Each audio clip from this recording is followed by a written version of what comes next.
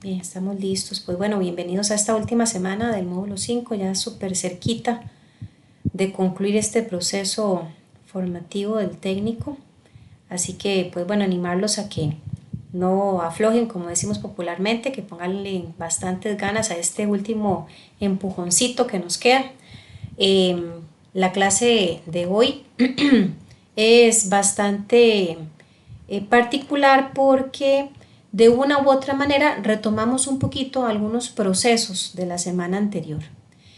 Particularmente en lo que fue los temas de gráficos de control XR y el DP. Para hoy vamos a desarrollar de forma generalizada lo que son los histogramas, los gráficos de dispersión, y con esto completaríamos todas las herramientas que originalmente pues habíamos indicado y vamos a conocer. Adicional, vamos a también aprender un poquito acerca de los círculos de calidad, el ciclo PHVA y los gráficos estadísticos, que igualmente son herramientas en el área de calidad que nos permiten hacer una toma de decisiones más acertada.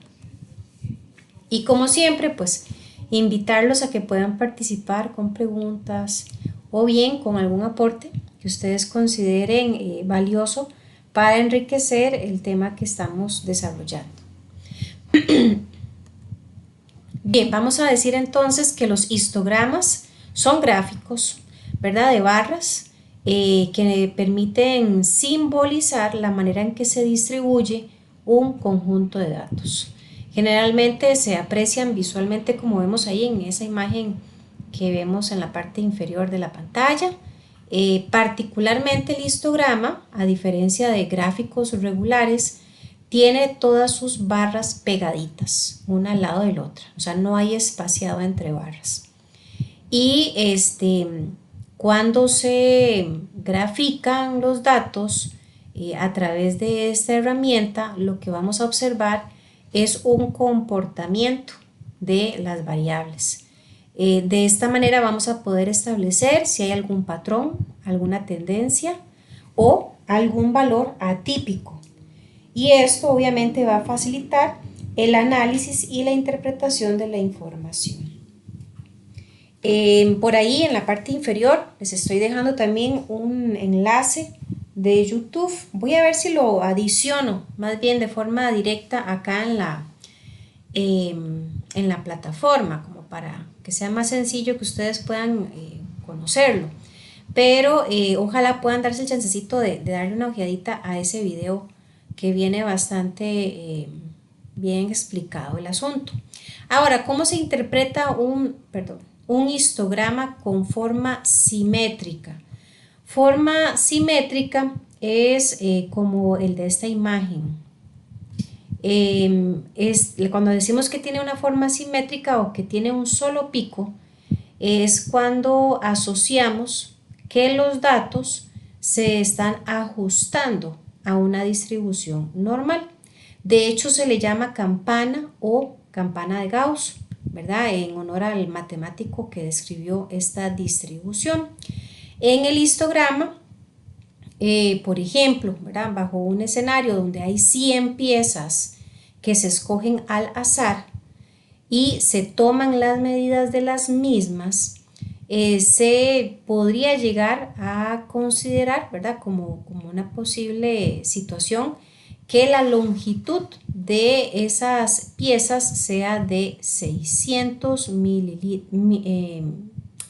milímetros, y se pretende comprobar si están dentro de un margen de tolerancia, o sea, que no sean inferiores a 599 ni se pasen de 601 en milímetros.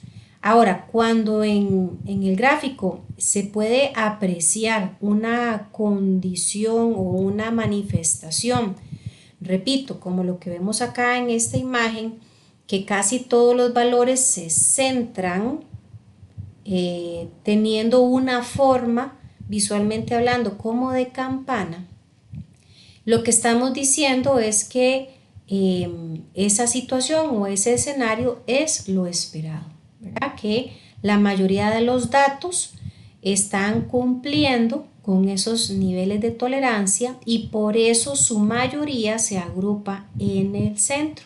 Sin embargo, no siempre ocurre esto. A veces pueden darse situaciones como esta otra, que se le llama forma asimétrica, que por el contrario la mayoría de los datos tal vez se agrupan hacia la derecha o hacia la izquierda. Y esto puede interpretarse pues como una desviación, o sea, algo que se está saliendo de los rangos de tolerancia aceptados. Y bajo un escenario así, obviamente hay que hacer una investigación para ver qué fue lo que pasó, ¿verdad? ¿Qué es lo que está provocando que los valores no se ajusten a lo deseado? También se pueden presentar situaciones como esta otra, en donde pareciera haber varios histogramas en uno solo. Y esto, muy similar al anterior, lo que está representando es que hay una situación que se está saliendo de control. Por ejemplo, podría ser, ¿verdad?, que se haya tomado también datos, si estuviéramos valorando, digamos, los resultados de productos que hayan sido fabricados por diferentes máquinas y se haya mezclado la información de ambos equipos. Entonces, por eso vamos a encontrar un comportamiento bastante irregular donde hay varias agrupaciones, ¿verdad?, de valores, y esto pues va a generar bastante dificultad para lo que es la interpretación y análisis de los mismos. Aquí como aspecto relevante es que cuando se haga una toma de datos estemos bastante seguros de que es una fuente digamos que objetiva, que no estemos mezclando. Aquí se hace mención a maquinaria, pero no deberíamos de mezclar, por ejemplo, tal vez grupos de personas o diferentes turnos de trabajo, porque esto tiende a generar, obviamente, información diferente. Ahora, ¿cómo se pueden identificar valores atípicos? Pues bueno, cualquier variación dentro de lo aceptable, bien sea que se aleje de lo deseado, ¿verdad?, en sus extremos, puede ser interpretado como un dato atípico o inusual.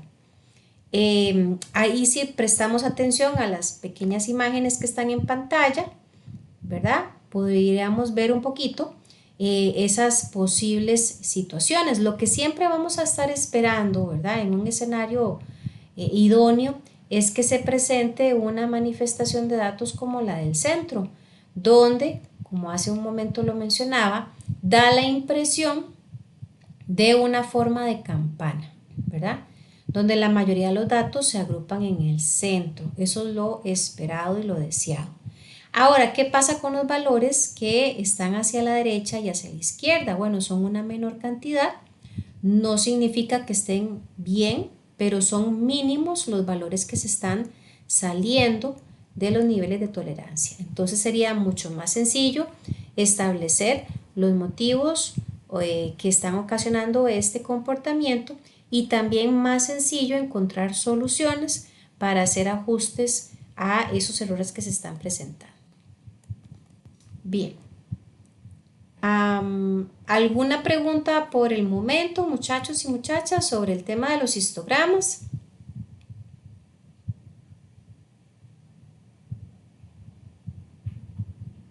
¿Me confirman con un dedito que haya quedado clara esa información que acabo de explicar, por favor?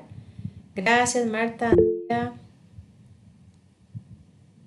Mónica, no estamos bien. ¿Qué me le pasó a Mónica? Disculpe.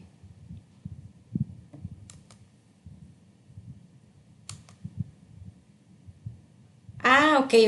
Sí estamos bien entonces. Ok, ya me había asustado yo. ¿Qué pasó? Bueno, el otro elemento o herramienta que vamos a conocer acá un poquito son los diagramas de dispersión. La dispersión se utiliza para estudiar una posible dependencia entre dos variables, características de calidad o causas de problemas relacionados en el Ishikawa. Ahora, a diferencia de un histograma, ¿verdad? O de un gráfico de control, los diagramas de dispersión, como vemos ahí en la imagen, es un espacio donde vamos a también a representar algún comportamiento de datos, pero en lugar de utilizar barras, por ejemplo, usamos puntos. Los gráficos de dispersión pues se usan para averiguar la intensidad que hay en la relación de dos variables numéricas. En el eje X se representa la variable independiente y en el Y la dependiente. Aquí voy a aprovechar este mismo gráfico, déjenme ampliarlo un poquito en la pantalla. Aquí tenemos, ¿verdad? En el eje X dice litros de tinta y en el Y número de errores. Entonces estamos haciendo una relación entre las dos variables, cantidad de tinta con relación a la cantidad de errores observados. Y estamos viendo, ¿verdad?, esa relación directa. Una depende de la otra. Obviamente, dependiendo de la cantidad de datos, así va a ser la cantidad de puntos, digámoslo así. Y al igual que en el histograma, que podían darse situaciones de simetría o asimetría, resulta que en dispersión podríamos encontrar cualquiera de estos escenarios. Cada uno de ellos representando una situación distinta. Por ejemplo, si vemos en las imágenes de la parte superior, donde tenemos valores que están prácticamente alineados, pareciera que están en línea recta, pero con un comportamiento hacia la izquierda, se le llama correlación negativa perfecta. La que sigue, si trazáramos una línea recta, vemos que los valores están bastante cercanos uno del otro, sin embargo no están alineados como la anterior. Ese se llama correlación negativa fuerte. El que sigue es una correlación negativa débil porque hay mucha separación entre los datos. La número 4, más bien vemos que no hay para nada una correlación porque andan, como decimos, tan dispersos uno del otro que no tienen o no parecen tener un comportamiento similar. Y las 3 de abajo, la diferencia es que tienen una inclinación hacia la derecha, ¿verdad? Algunos valores están muy separados, otros no tanto y otros están alineados. En estos valores entonces van a indicar, ¿verdad?, la correlación, si es positiva o si es negativa. Generalmente tienden a incrementarse juntos. Decíamos antes que son dos variables, una depende de la otra. En el gráfico de dispersión prácticamente, ¿verdad?, vamos a hacer posible que se manifiesten o que se comprenda esa relación que existe entre dos variables. De este modo va a ser posible también estudiar la relación, los problemas o las causas que están relacionadas, por ejemplo, con temas de calidad y cuáles pueden ser sus posibles causas. Para construir una gráfica de dispersión, prácticamente los pasos son los mismos que generalmente usamos para hacer un gráfico común y corriente. La única diferencia, repito, es que en lugar de hacer trazos en forma de barras o de columnas, las sustituimos por puntos. En este caso que vemos en pantalla, tenemos una representación sobre la relación que hay entre un trimestre y la cantidad de ventas hechas. Entonces, por ejemplo, cuando trazamos la relación del trimestre número 1 con las ventas de ese trimestre, que fueron 600, pues es allí donde observamos, ¿verdad?, el primer punto en la parte inferior viéndolo, ¿verdad?, de izquierda a derecha. Si observamos, por ejemplo, lo que es el trimestre número, para ver, 2, 4, 6, el número 6, que dice ventas 3100, pues efectivamente vamos a ver que si trazáramos una línea imaginaria entre el eje X y el eje Y, precisamente de ese valor, pues ahí es donde está colocado el punto que lo representa. Supongamos en este caso, ¿verdad?, que la administración haya solicitado un pronóstico de las ventas que se esperan para los próximos 4 meses. Y aquí no estamos hablando de tirar dados, ni de adivinar, ni de batear, pero sí podemos utilizar los valores que ya han ocurrido para hacer una proyección futura. Si ustedes ven los datos que están ahí en la tabla, llega hasta el trimestre número 12, pero la administración está solicitando información o un pronóstico de ventas de trimestres que aún no han transcurrido, porque está pidiendo el trimestre número 13, el 14, el 15 y el 16. Y resulta y sucede que utilizando esta herramienta y unas ecuaciones es posible hacer un pronóstico. Permítame para ver qué fue lo que pasó aquí, que no veo las imágenes que tenía por acá. Permítame un momentito, chicos, para ver qué fue lo que pasó en esta presentación.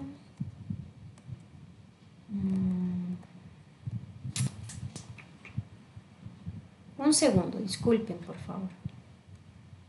Déjenme ver qué. Bueno, adelante, Cristian. La 15. Ahora sí me escuchas. Buenas Sí, noches, correcto. profe. Buenas noches, Compañeros, adelante.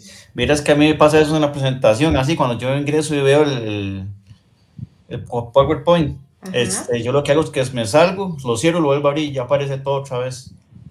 Déjeme ver porque está extrañísimo esto.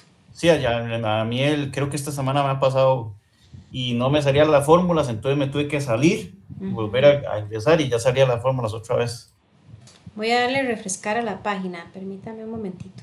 Porque resulta que ahí en esa diapositiva 15 y 16 lo que yo tenía era imágenes de calculadora científica. Resulta que aquí nosotros podemos usar la calculadora científica, ¿verdad? Para hacerlo de una forma un poquito manual y entender un poquito la idea o el proceso.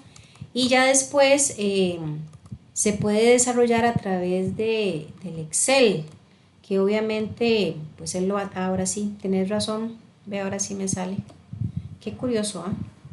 Ahí más bien gracias por el tip, Cristian. Ahora sí lo pueden ver ustedes también en pantalla, unas imágenes de calculadora. Ok, excelente. Bien, entonces retomando, como les decía, supongamos, ¿verdad?, que tenemos que hacer una proyección, una suposición de lo que puede ocurrir a futuro, tomando, ¿verdad?, como apoyo datos que ya ocurrieron. Aquí el caso lo estamos desarrollando bajo el uso de información financiera o de ventas, pero ustedes pueden aplicarlo para cualquier otro escenario, ¿verdad? Donde, repito, existan dos variables, una que dependa de la otra. Y aquí, usando calculadora científica, si alguien tiene a mano calculadora científica, pues yo lo invito, ¿verdad?, que ojalá pueda seguir el paso a paso. Los que no la tienen a mano, mucha calma, tal vez ahí puedan hacer una verificación después de terminada la clase de la diapositiva 15 y 16, que es donde está esto. Y sí es importante que esta parte pues quede bien clarita ahí para efectos de la prueba que hoy se va a aplicar, porque si yo no me equivoco, nada más déjenme confirmar para no asustarlo sin necesidad. Sí, me parece que yo había dejado por acá un ejercicio. Déjenme ver, qué pena.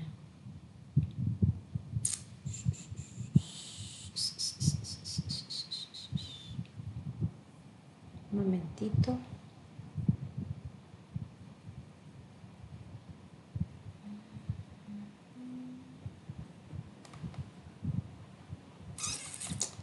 Qué raro, yo hacía que sí les había dejado un ejercicio como práctico, pero bueno, tal vez fue que lo quité porque está bastante abundante la información que vamos a ver hoy. Pero bueno, en todo caso, vuelvo y repito, algunos tal vez me van a decir, profe, pero ¿para qué vemos eso en calculadora científica si Excel lo hace automático? Bueno, porque ahí es que es parte del aprendizaje. No solamente es que Excel lo haga, sino que yo tenga, ¿verdad? Por lo menos una ligera noción de qué fue lo que Excel hizo. Y que eventualmente el día de mañana se va la luz, se va el internet, la computadora no sirve, y puedo agarrar una calculadora científica y hacerlo manual. Voy a demorar un poquitito más, pero lo puedo hacer igualmente. Entonces, retomando el ejemplo, aquí tenemos estos datos, ¿verdad?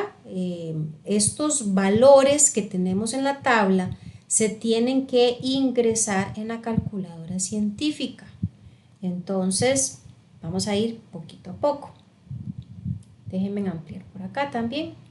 Bueno, bajo el uso de calculadora científica, bueno, ya hago la aclaración de la marca Casio, porque ahora en el mercado hay tantas marcas y a veces me dicen, profe, es que no me sirve, y resulta que es que están usando, ¿verdad?, una marca ahí de calculadora, pues que no es tan regular y ahí varía un poquito el menú. Pero bueno, bajo calculadora científica Casio, el primer paso va a ser presionar las teclas modo o mod, ¿verdad? Depende si está en español o en inglés, y va a aparecer entonces el menú que vemos en la pantalla de la primera imagen. La alternativa 3 que aparece en ese menú dice Stat, que es estadística. Ese sería el primer paso. Paso 2, como vemos igualmente en la imagen del centro arriba, vamos a escoger la alternativa que dice 2, que es una fórmula, dice A más BX. Un momentito.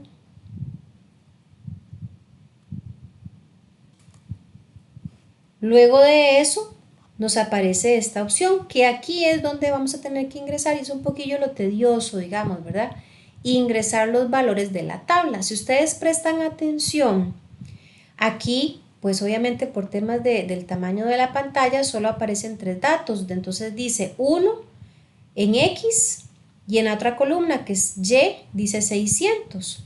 Y estos son los valores que teníamos aquí en la tabla, ¿verdad? El primer trimestre 600, el segundo trimestre 1550, el tercer trimestre 1500. Son los mismos datos que habría que rellenar en la calculadora. Cuando ya se completan todos los valores de la tabla, entonces pasamos al paso 4, que sería simplemente presionar la tecla AC como si fuéramos a apagarla.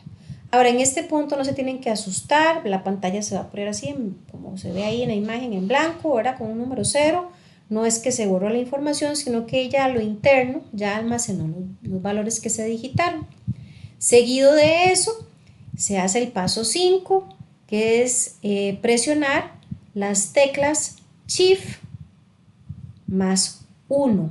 1 en esta calculadora es la opción que dice tipo. Shift más 1 me va a generar este menú. Y en el menú vamos a escoger la opción regresión o reg, que en esta calculadora es la alternativa 5. Aquí específicamente vean que en esta pequeña recuadro donde yo escribí Shift más 1 más reg, yo no puse el número 5 porque resulta y sucede que inclusive en las calculadoras Casio, dependiendo del modelo, a veces el 5 no es para reg. Entonces mejor, ¿verdad?, ahí sería cuestión de que ustedes observen cuál es el numerito que está asignado a esta función de regresión. Una vez hecho el paso 5, vamos a obtener este otro menú, y aquí la calculadora ya, ¿verdad?, de forma automática hizo varios cálculos que pues a la vista no están, pero aquí nos aparecen los valores. A nosotros nos van a interesar los valores de R, A y B. Esos 3 valores los utilizaremos para hacer el pronóstico. Así que obviamente si yo quiero saber en este caso cuál es el valor de R, pues tendría que presionar el número 3 y ahí la calculadora me va a generar el dato. Si quiero el valor de A, pues presiono el número 1 y si quiero el valor de B, presiono el número 2. ¿Ok? Y resulta y sucede, estos son los mismos valores. Y vemos en la tablita que en la parte final, pues aparece con signo de pregunta los valores del 13 hasta el 16, que es el pronóstico que tenemos que hacer. Y aquí, vean qué interesante. Si yo tuviera acá, ¿verdad? En el en vivo, la proyección de la calculadora científica y hubiera escogido la alternativa de R, de A y B, como hace poquito lo mencioné, la calculadora me estaría generando estos valores que están en la parte de arriba. R me hubiera dado un 96%, A me habría dado 441,7 y B 359,6. Repito, estos valores serían los resultados que la calculadora hizo aplicando funciones internas con los datos de la tabla.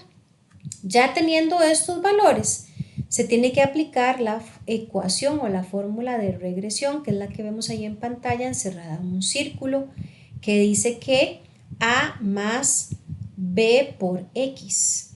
Entonces lo que se hace es simplemente sustituir los valores. ¿Cómo se sustituyen? Bueno, tenemos A, que es 441,7, más B, que es 359,6.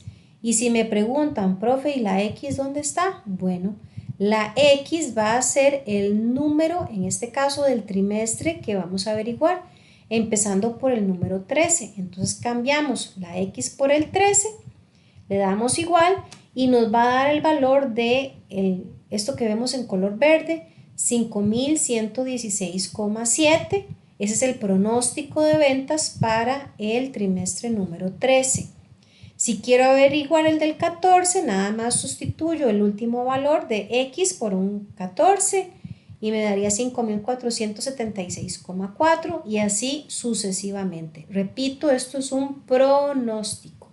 Ahora, ¿qué pasa con el pronóstico? No significa que sea exacto, perfecto, ¿verdad? Ni inquebrantable, pero sí va a ser un valor muy cercano a la realidad. Y aquí en este punto, ¿verdad? Siempre me gusta hacer la comparación. Cuando nosotros escuchamos en la televisión o de pronto vemos en nuestros teléfonos el pronóstico del clima, ¿cuántas veces, verdad? Que dice, mira, fuertes lluvias y aguaceros durante la tarde, desde las 2 de la tarde hasta las 5 de la tarde. Y bueno, la mayoría de las veces pegan, como dicen, ¿verdad? O sea, la pegaron en el pronóstico. Y rara vez no coincide, es raro. Pero precisamente es porque el pronóstico está dado con datos, con historial, con un tema ¿cómo se llama esto? De comportamientos que han sido regulares, ¿verdad? En otros tiempos, en otras épocas y por ende pues se puede hacer un cálculo muy cercano a lo que se espera. Entonces, esta información, ¿verdad? Que estamos viendo aquí, nosotros podemos graficarla en el gráfico de dispersión. Si vemos en la parte inferior, ¿verdad? En el eje horizontal, esos valores que van desde el 0 hasta el 12 me representan el número de trimestres. Aquí por un tema de espacio se está generando de 2 en 2, pero perfectamente pudimos haberlo hecho de 1 en 1, ¿verdad? El trimestre 1, el 2, el 3, el 4, etc. Y en el eje vertical lo que se está representando son las ventas, o sea, se está alimentando los ejes con la información de la tabla, incluyendo el pronóstico. En este caso, estamos observando, ¿verdad?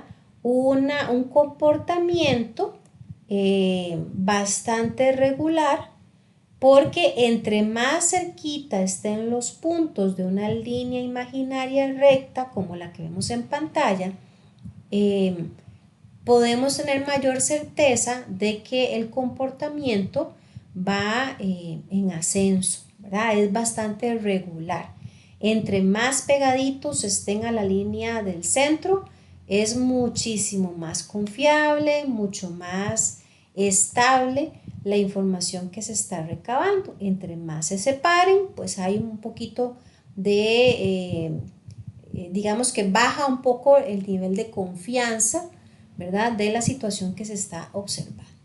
Y obviamente si no encontramos ningún comportamiento alineado, por decirlo de alguna manera, sino que están sumamente dispersos, como lo habíamos visto por aquí, ¿verdad? En el número 4, en la parte de arriba, pues ahí es que hay un colapso total, ¿verdad? O sea, ni siquiera hay una concordancia, no hay ningún tipo de estándar, ¿verdad? O de control, sino que está todo pues bastante fuera de lo deseado. Ahora, si yo quiero trabajar con Excel, ¿verdad? Que alguien por ahí me diga, no, hombre, es profe, qué perecilla, la verdad es que a mí no me interesa usar la calculadora, yo soy más tecnológico y queremos ir directamente al Excel. Bueno, no pasa nada. En el Excel, para los que manejan un poquito Excel, ¿verdad? También se puede hacer y en un 2x3, como decimos. En el Excel lo que tendríamos que hacer obviamente es digitar primero los valores, como se ve ahí en la pantalla, a la izquierda. Se digitaron, ¿verdad? La tablita con los trimestres y los montos de ventas. El paso 2 sería marcar o seleccionar esos datos, ¿verdad? Las dos variables. Y luego ir a la pestaña de insertar, ahí está encerrado en un círculo rojo para que ustedes vean el nombre de la pestaña de Excel. Y escogemos la alternativa en el área de los gráficos que se llama dispersión. Marcamos el primer tipo de gráfico de dispersión y vean qué interesante, el Excel de una vez me dibuja el gráfico, ¿verdad? Este que está aquí abajo, ya él traza el dibujo, pero en este caso se están proyectando la información que ha ocurrido hasta el trimestre número 12. Y recordemos que queremos hacer una proyección, entonces todavía nos falta hacer un poquito más. Pero realmente es muy poco lo que se hace en Excel. Excel lo hace todo. Luego de que hemos hecho esos pasos, se tiene que seleccionar el gráfico. Vamos a la pestaña que dice diseño, en la parte superior ahí lo ven resaltado. Y se va a la parte de diseño gráfico y se escoge esa alternativa que está también encerrada en un círculo. Resulta y sucede que con simplemente haber hecho eso, el Excel de forma automática hizo los cálculos de R, de A y de B que nosotros tuvimos que hacer en la calculadora después de varios pasos. Él lo hace todo en automático y se genera entonces un nuevo gráfico ya ajustado al pronóstico. Y básicamente, ¿verdad? Si ustedes ven acá los resultados son exactamente los mismos valores numéricos que hace un momento veíamos en la pantalla de una calculadora científica.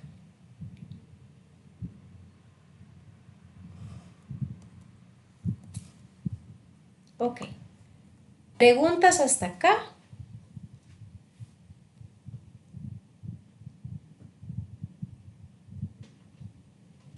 ¿Quién me podría dar un ejemplo de otro escenario que no sean ventas donde podríamos utilizar esta herramienta? ¿Qué se les ocurre?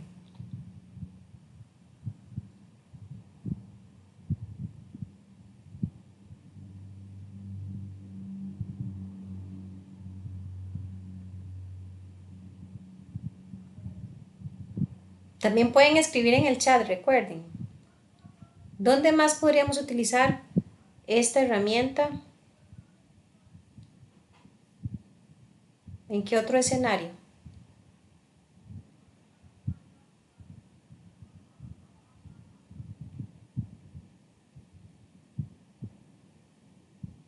¿Qué les parece si habláramos de días de la semana versus cantidad de producción? O tal vez turnos de trabajo versus cantidad de errores detectados. ¿verdad? O sea, podríamos hacer cualquier cantidad de mezcla de posibles variables que dependan una de la otra, hacer un pronóstico que nos permita toma de decisiones, hacer algún tipo de ajuste, algún tipo de mejora, ¿verdad? Que permita pues anticiparnos a algún escenario. Si el escenario no es positivo, pues con mucha más razón. Ok, se entiende entonces lo que son los diagramas de dispersión, muchachos y muchachas. ¿Me confirman con un dedito arriba? Ok, gracias. Ahí yo de verdad que los invito a que se tomen el tiempito para hacer este mismo ejercicio si quieren de una vez en calculadora o bien en Excel para que pues se familiaricen un poco más con la herramienta. Bien, ahí, ¿verdad? Estaríamos completando entonces las herramientas básicas de calidad. Lo que vamos a ver a continuación son otras herramientas que igualmente son funcionales y bastante usadas, ¿verdad? En lo que son temas de calidad. Los círculos de calidad, por ejemplo, ¿verdad? Estos también se les llama círculos de calidad de Ichikawa porque precisamente pues el autor fue Ichikawa. O círculos de calidad o de control de calidad. Y hacen referencia pues a un grupo de personas, ¿verdad? Que se van a reunir con el propósito de identificar de forma constante problemas que se relacionen con los trabajos que se realizan, analizar esos problemas y buscar una solución. O sea, ese tipo de espacios donde se agrupan para identificar problemas, buscar soluciones, se les llama círculos de calidad. Y busca obviamente crear una conciencia acerca de la relevancia que tiene la calidad y la productividad en todos y cada uno de los miembros de la organización, entendiendo, ¿verdad?, que el intercambio de experiencias y conocimientos pues da mucho valor a los procesos y a los logros de la compañía.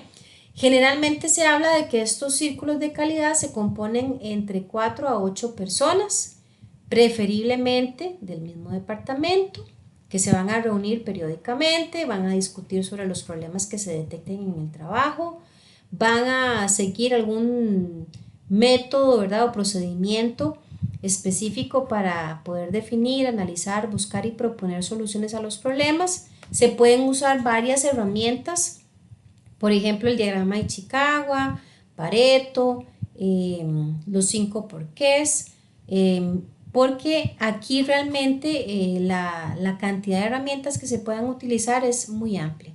Los círculos de calidad siempre van a presentar propuestas a la gerencia, pero es la gerencia al final la que va a evaluar esas propuestas y a decidir si las va a aprobar e implementar o no.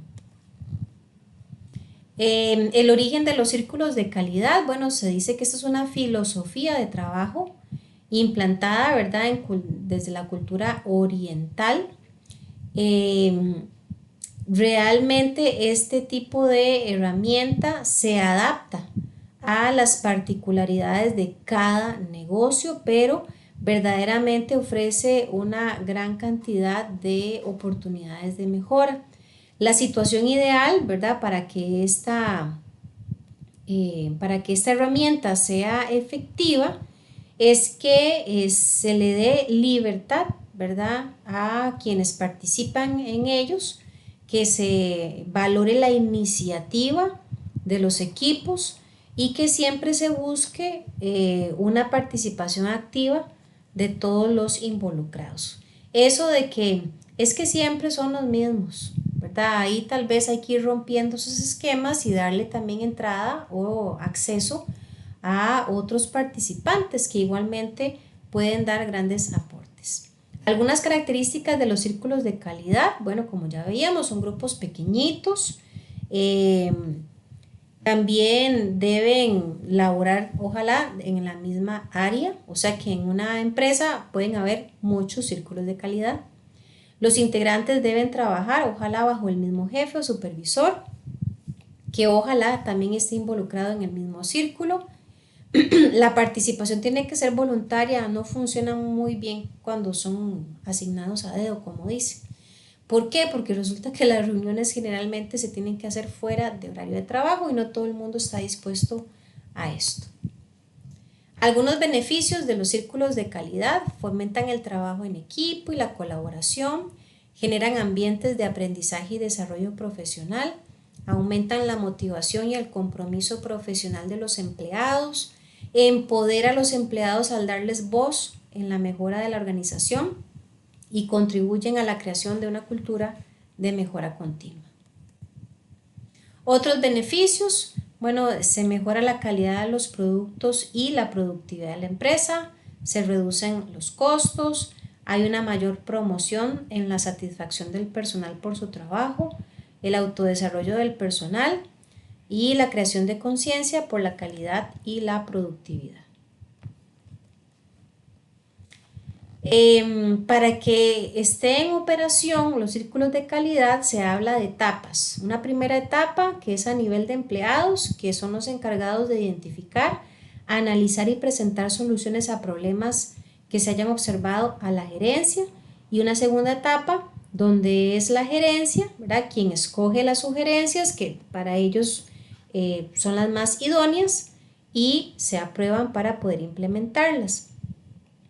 Los círculos de calidad entonces prácticamente se pueden implementar a través de 9 pasos. Número 1, seleccionar los problemas que hay que resolver. 2, definir la situación actual del problema. 3, analizar el problema obteniendo datos e información, obviamente, ¿verdad?, que sea veraz. 4, definir alternativas de solución y de decisión. Por consenso, es decir, si hay 4, 5, 8 personas que forman el círculo de calidad, tienen que llegar, ¿verdad?, a un consenso o a algún punto que sea apoyado por todos. Hay que definir el plan de implementación, presentar ese plan a la gerencia para ver si se puede ejecutar. Si se aprueba, se ejecuta el plan, se evalúan los resultados. Aquí habría que ver si los resultados son los esperados, si hay que hacer algún tipo de adecuación, ¿verdad?, o mejora. Y finalmente, pues tener un control de esos resultados obtenidos. También está el ciclo PHVA o PDCA, que se basa en la norma ISO. Y básicamente, ¿verdad?, fue introducido por primera vez por el señor Walter Shewhart, que es el padre del control estadístico de la calidad. Lo veíamos en un módulo atrás. Obviamente, aunque fue el primero, ¿verdad?, en utilizar el concepto, don Edward Deming vino a ampliarlo, a desarrollarlo todavía más, y de hecho pues el aporte que hace Deming es tan relevante que termina, ¿verdad?, viéndose como si fuera el padre original de la filosofía. Esta es una estrategia que también busca solucionar problemas, ofreciendo mejoras y cambios sustanciales. No es un proceso que se tenga que ejecutar de una sola vez, sino que es una espiral continua que busca mejorar procesos e interacciones. También es una técnica, ¿verdad?, bastante útil para lo que es el abordaje, el análisis y la resolución de problemas, y se basa en el proceso de una mejora continua. Por eso se dice que es un ciclo, porque nunca acaba.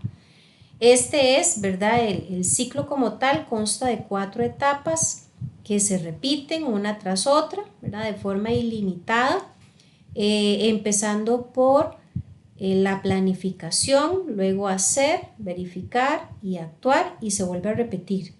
¿Por qué? Porque resulta que aunque hagamos una planificación, se generen, ¿verdad?, cambios, se verifiquen esos cambios, muy probablemente los cambios, ¿verdad?, den oportunidad o den espacio a hacer mejoras, y estas mejoras van a tener que volverse a planificar, a evaluarse, y esto es interminable.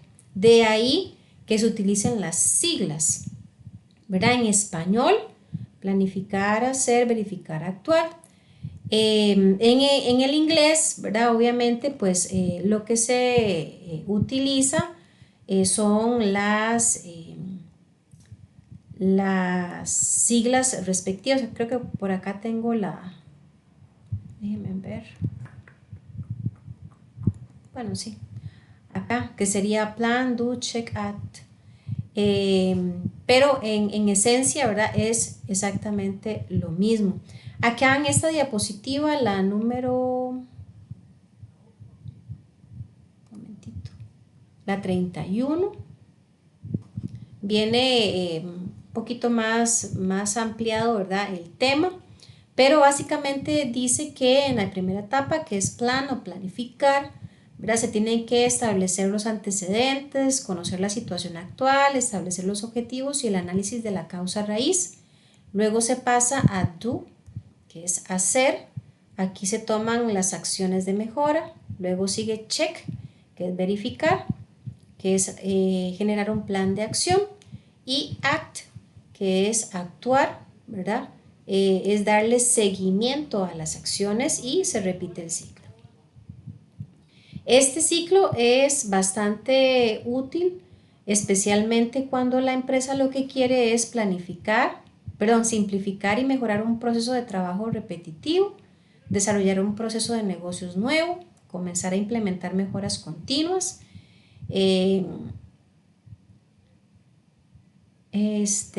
generar cambios rápidos y resultados inmediatos, minimizar errores y maximizar resultados, o probar soluciones múltiples de forma rápida. Luego tenemos los gráficos estadísticos, ¿verdad? Recordemos que la estadística descriptiva se fundamenta en la recolección de datos que pueden ser analizados y utilizados para una toma de decisiones oportuna. Dentro de lo que es la estratificación vamos a encontrar los diagramas de flujo que vimos al principio del módulo, pero también están los gráficos estadísticos. Y los gráficos estadísticos pues son todas esas formas gráficas simples que permiten representar todo tipo de datos e información. Dice por ahí, un gráfico habla más que 1000 palabras. Más allá de leer una prosa amplia y extensa de puro texto, muchas veces podemos entender todo un panorama con solamente ver un gráfico. Hay bastantes tipos de gráficos. Aquí, ¿verdad? Los más comunes son los circulares, los lineales y los de columnas. Los de columnas se clasifican en dos, simples y comparativas. En el caso de los gráficos circulares, también conocidos como gráficos de pastel, de tarta, de torta, de 360, etc. Tienen muchos nombres, verdaderamente. Este es bastante funcional cuando nos interesa representar porcentajes o proporciones. Para construir un gráfico, bueno, aquí se hace una pequeña explicación de cómo se debe llevar a cabo la elaboración de un gráfico si fuera a hacerse a mano, ¿verdad? Con un transportador, con un lápiz, en una hoja de papel, ¿verdad? Pero hoy sabemos que prácticamente estos gráficos en Excel, que es la herramienta más común, ¿verdad? Y de uso cotidiano en las empresas, se hace bastante sencillo el proceso. Sin embargo, aquí de forma bastante rápida vamos a explicar cómo es que se confecciona un gráfico si lo hiciéramos a mano. En este caso se van a representar actividades versus cantidad de personas que las practican. Específicamente aquí tenemos ir al cine, escuchar radio, asistir al teatro y ver televisión. El primer paso ahora para construir un gráfico circular usando esos datos sería número 1, tener los valores, ¿verdad? Como tales y sacar el total, en este caso de las personas, que sería 1515, preferiblemente haciendo orden de los datos de mayor a menor. Luego hay que calcular los porcentajes. Esto se puede hacer por regla de 3, como vemos en este cuadrito. Acá lo que se hace, en el caso de ver televisión, que tiene 650 personas, ese 42,90% salió de haber tomado las 650 personas y de dividirlas entre el total de todas las personas contempladas en este estudio, que fueron 1515. Y el resultado se multiplica por 100, de ahí sale ese 42,90.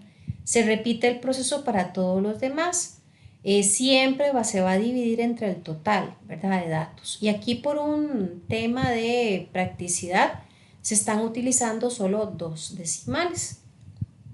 En el paso número 3, lo que se hace, ¿verdad?, porque como es un gráfico circular, hay que calcular los grados.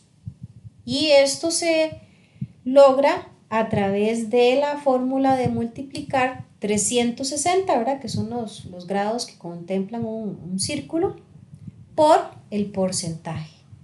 En el primer ejemplo, o en la primera línea, sería 360 por 42,90%, y eso nos da 154,5 grados.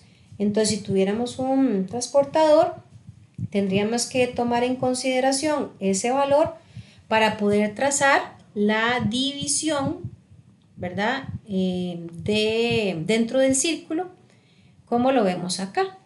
Entonces, esas porciones, ¿verdad?, que representan cada una de las actividades fueron marcadas gracias a ese cálculo de los grados. Pero vuelvo y repito, esto me parece a mí que a estas alturas es poco probable, ¿verdad?, que uno se vaya a poner a dibujar un gráfico circular a mano. Si lo hace a mano, lo hará ahí, como dicen, al ojo, al cálculo, porque ponerse a usar estas reglas ya a estas alturas no creo que sea, no creo que sea muy común de ver. Es más común usar el Excel, ¿verdad?, que él es el que se encarga también de establecer esas proporciones que representan cada una de las partes ahí. Obviamente importante aquí resaltar que para este y cualquier gráfico es sumamente importante que posea título. No podemos hacer un gráfico sin un título porque no tiene que ser una adivinanza. El título me va a guiar acerca de lo que se está representando. También es importante que tenga etiquetas, o sea que se pueda conocer cuál es el valor porcentual que representa cada parte del gráfico, y la leyenda que me va a decir qué es lo que se está representando en el gráfico. También están los gráficos lineales, como veíamos hace un momento, ¿verdad?, en la clasificación de los gráficos, y como lo dice el nombre, pues es una representación a través de una línea que de hecho se traza o se dibuja porque se están uniendo los puntos que están representando la relación entre un eje y el otro. Esto vamos a obviarlo por acá. Bueno, básicamente en todos los gráficos vamos a necesitar, ¿verdad?, un plano como el que vemos acá, con sus 2 ejes como mínimo. Siempre la recomendación es que ambos ejes tengan una misma proporción en la medida de lo posible, es decir, que si van en unidades, de 1 en 1, si van de 2 en 2, si van de 10 en 10, si va de 100 en 100, pero que haya una proporción en ambas. En este caso, para lo que es el gráfico lineal, ¿verdad?, muy parecido a esos pasos que veíamos hace un rato con lo que eran los diagramas de dispersión, lo que se hace es marcar, ¿verdad?, dónde es que se intersecan los valores de X y Y, y cuando ya se tienen todos los puntos, van a unirse. Por aquí tenemos un ejemplo específico, en este caso son meses versus ventas. Se trazan dentro del plano ambos ejes, ¿verdad?, en el eje Y las ventas y en el X los meses. Luego se unen o también se trazan puntos que me representan cómo se relaciona X con Y, y cuando ya están todos los puntos se unen con una línea. De ahí, ¿verdad? Que entonces tenemos un gráfico lineal, como este. También están los gráficos de columnas simples. Aquí los de columnas simples generalmente se utilizan cuando nos interesa representar algún tipo de categoría. En este caso, utilizando como ejemplo departamentos y cantidad de empleados por cada uno de ellos.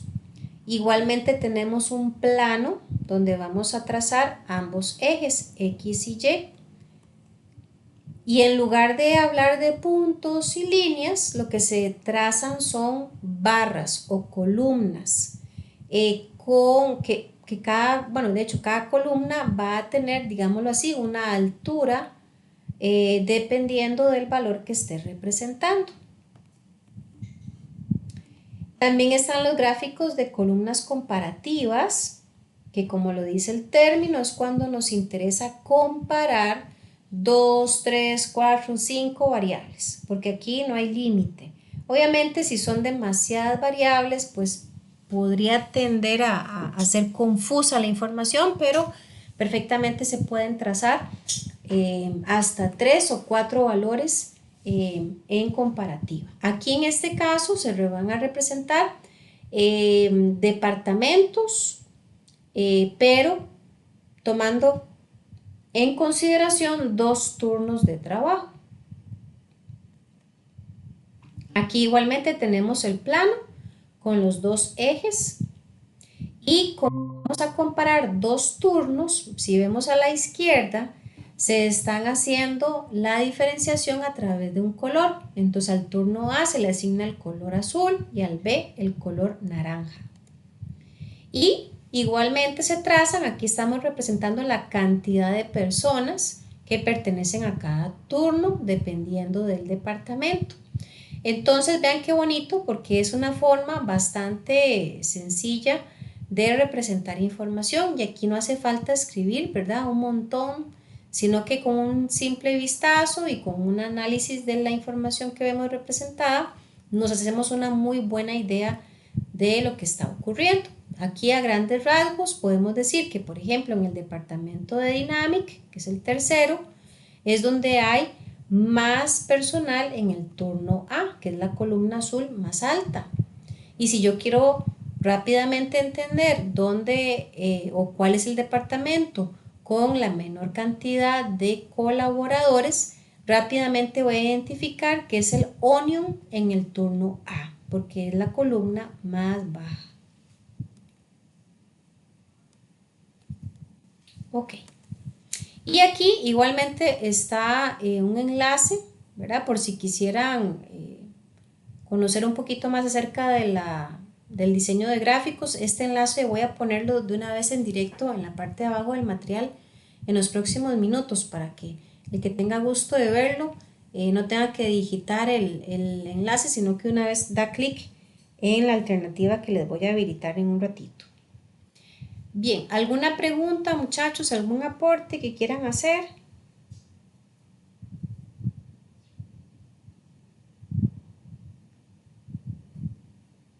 ¿Queda clara la información hasta acá? Si me confirman. Gracias, Andrea. Cristian. Marta. Ok, excelente. Muy bien. Bueno, hoy como les decía al principio, ¿verdad? Ya concluimos este módulo 5. Para la próxima semana, si Dios lo permite, arrancamos con el último módulo. Es un módulo muy teórico, solamente hay, si no me equivoco, es la semana 3, que tiene ahí un pedacito, como dicen, un poquito práctico, pero por todo lo demás es 100% teórico. Bastante fácil la materia, se llama técnicas de inspección, pero bueno, llegado el momento ahí vamos a conocer un poquito más a fondo de eso. El examen ya está disponible en plataforma. Por aquí se los muestro. Cierra, si Dios lo permite, de hoy en 8, 16 de septiembre a las 12 mediodía. Igualmente es importante a estas alturas, ¿verdad? Que ustedes estén bien informados acerca de cómo van con las calificaciones. Eso ustedes lo pueden revisar en su propio perfil de la plataforma de IPEA en la sección de calificaciones. Tendrán que revisarlo, ¿verdad? Uno por uno. Hasta el momento, pues van a tener solamente 4 notas ya completas. Este módulo número 5 todavía no aparece completo hasta que no terminen o hasta que no completen este último examen, ¿verdad? Y si alguien por ahí estuviera rezagado, ¿verdad? Con alguna nota, ahí para que lo tenga presente, pues hasta que no hayan ganado los 6 módulos no pueden optar por el título. A veces a algunos compañeros ahí de camino se les olvida este pequeño detalle, ¿verdad? Y llegado ya al módulo 6 llegamos a la última semana y prácticamente eh, ya se imaginan el título en la mano, pero resulta que tal vez estaban debiendo una materia y hasta que no resuelvan eso, pues no van a poder optar por todo el proceso eh, de graduación, si quieren graduarse, ¿verdad? Entonces es mejor que si pueden ir viendo ese detallito de una vez para que no haya sorpresas ni ningún contratiempo, ya cuando estemos en la etapa final del programa. Y bueno, de mi parte eso es lo que teníamos asignado para hoy. Como les prometí, en unos instantes les voy a habilitar los 2 videitos que por ahí se mencionaban en la presentación aquí directamente para que si tienen gusto de verlo, pues lo puedan revisar de una vez. Que tengan una feliz noche todos y todas. Gracias ahí a los compañeros que tienen la posibilidad de ingresar al en vivo. Buenas noches.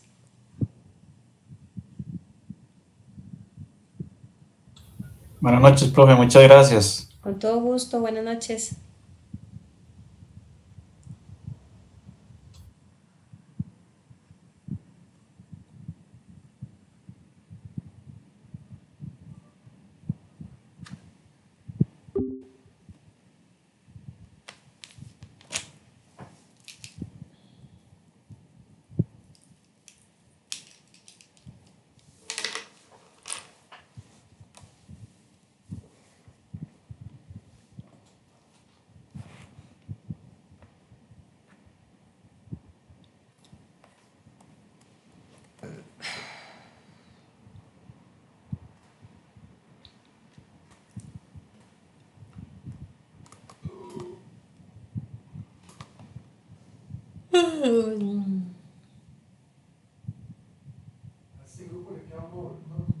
Sí.